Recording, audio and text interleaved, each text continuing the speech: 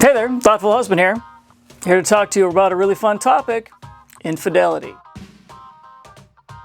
Here's something you might ask, how do people cheat? How does that happen?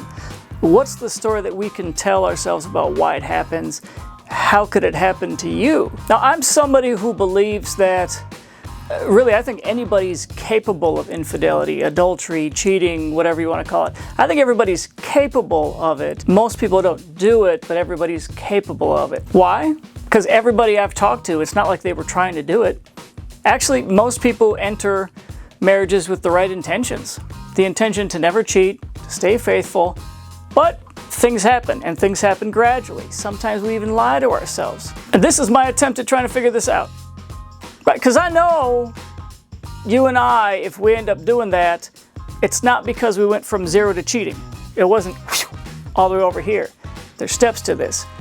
And actually, the more aware you are of the process, the more likely you are to stop it. Because I don't know if you notice, if you've just been looking at this thing here, the longer this thing goes on, the harder it is to stop it. Right? First is nothing. You don't even know the person, never met them. The second thing is, hey, I'm just noticing that I'm attracted to this person. Okay, pretty low bar here. Second thing is fantasizing. All that means is I'm thinking about the person when they're not around. Fantasizing about the person. Thinking about what they're doing, thinking about what they look like, thinking about a future. No, okay. Second thing is going to be posturing. All posturing means is that I dress differently. I look different. Maybe I hit the gym. Maybe I get a haircut.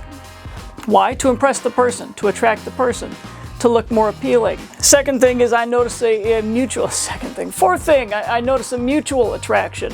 Like maybe I notice that they're attracted to me as well. Okay, we're getting further down the line here. Can you guys see how we're starting to get into the danger zone here? Fifth thing is going to be, hey, we start flirting.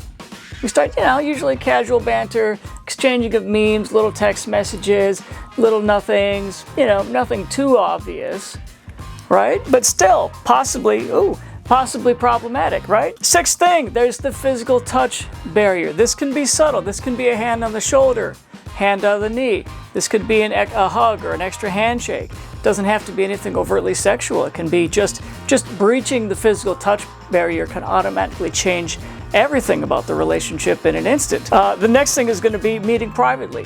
Okay, now we're getting into more obvious things, aren't we? And you notice we didn't even meet privately. I'm on step what is this, step 7?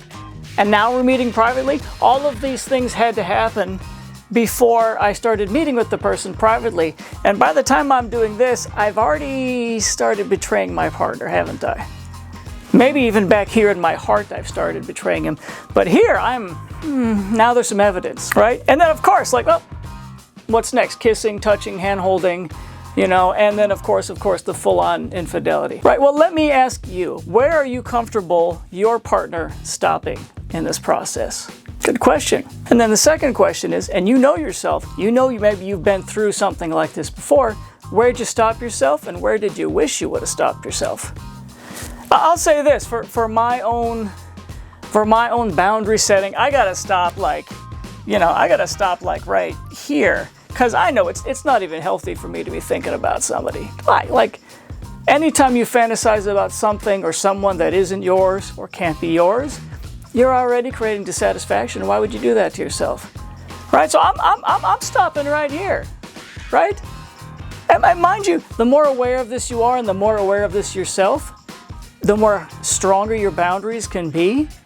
Actually, the more freer you are because you can trust yourself.